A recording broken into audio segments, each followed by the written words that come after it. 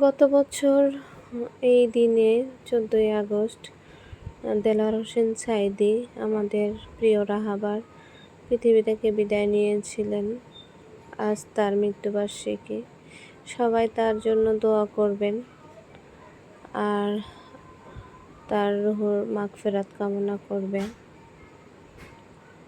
এরকম একজন আলেম এবং দিনের দায়ী আমাদের এই সময়টাতে খুব দরকার ছিল। তিনি বেঁচে থাকলে হয়তো বা অনেক খুশি হতেন আমাদের এই স্বাধীন বাংলাদেশ দেখে।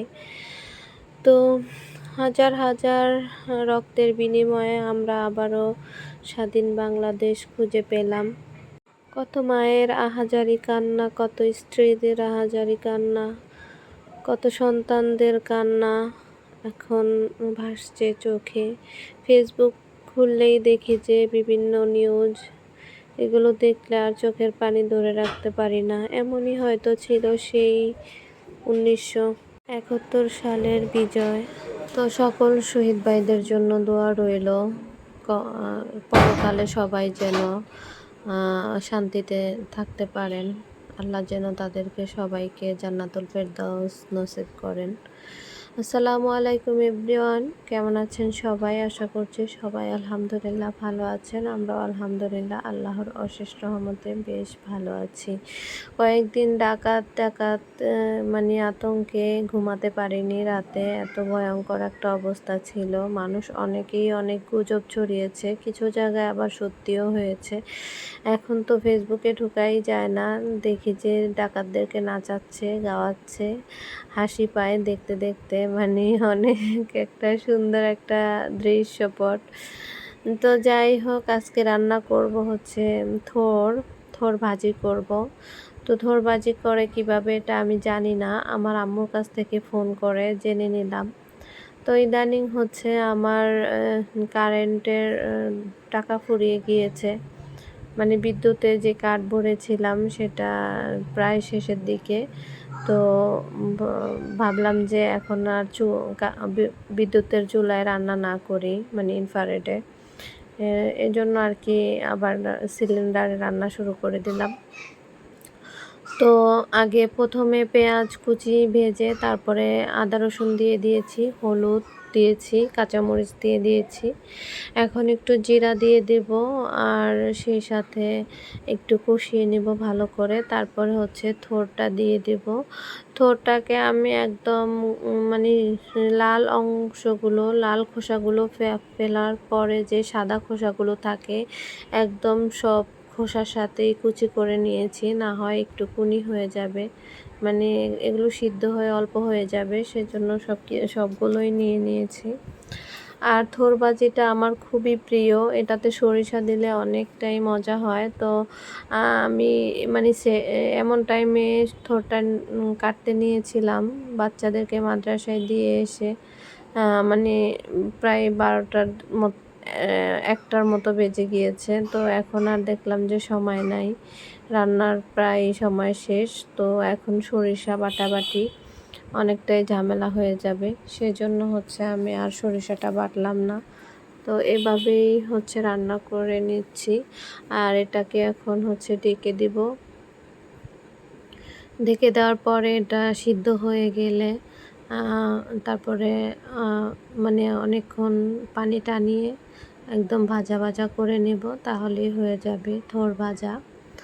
তো আজকে রান্নার আইটেমে ডাল আর থোর ভাজি আছে।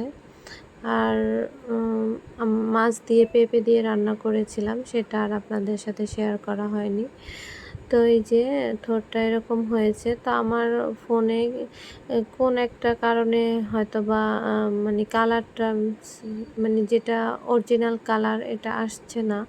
মাঝে মাঝে দেখি যে আসে, আবার মাঝে মাঝে আসে না। কি সমস্যা বুঝতেছি না, কোন পাশে নিলে।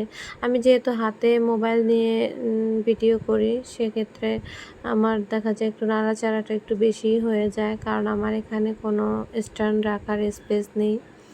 আর এই যে দেখতে পাচ্ছেন আমি রান্না বাড়া সেরে হচ্ছে হসপিটালে চলে গিয়েছি সাবিয়ার বাবার সাথে। আমার শরীরটা ইদানিং এতটাই দুর্বলতা, মানে একদম রক্তশূন্যতা। তো ডক্টর দেখিয়েছিলাম, গাইনি। তো উনি বললেন যে ইঞ্জেকশন দেয়া লাগবে। তো পরে দিলাম আর কি আয়রন ইঞ্জেকশন। প্রায় 1 থেকে 1.5 ঘন্টা সময় লেগেছে। তো প্রথম সপ্তাহে যেটা দিয়েছি সেটা ছিল 500 ml, পরের সপ্তাহে আর একটু কম ছিল 250 ml। তো ওটা দেওয়ার পরে এখন একটু মোটামুটি ভালো লাগতেছে, আলহামদুলিল্লাহ। তো এই যে রাতের জন্য একটু নাস্তা তৈরি করে নিচ্ছি। বাসায় ফুচকা বানানোর মানে আয়োজন করতেছিলাম। তো এই যে একটা তেঁতুল ভিজিয়ে রেখেছিলাম বিকেলবেলা, তো সেটাই এখন হচ্ছে গুলে নিচ্ছি। বিচিগুলো একদম এটার খোসা টোসা সব বের করে নিয়েছি, শুধু পানিটা আর তেঁতুলের যে কাথের মতো বের হয় সেটা। এটাকে আমি এখন বিভিন্ন মশলা দিয়ে নিচ্ছি। বিভিন্ন মশলা বলতে এখানে আমার কাছে কোনো চাট মশলা নেই, আমি যে ম্যাগি মশলাটা থাকে সেটা দিয়ে দিয়েছি। এটা হচ্ছে রাঁধুনি মশলা, এটা 5 টাকা দাম, দোকানে পাওয়া যায়। তো আমি এগুলো হচ্ছে নুডলস খাওয়ার জন্য অনেক মানে ছড়া আকারে নিয়ে আসি। তো এখানে কাঁচামরিচ দিয়ে দেওয়া হয়েছে। আর এই যে ডালের ভর্তাটা বানিয়ে নিচ্ছি।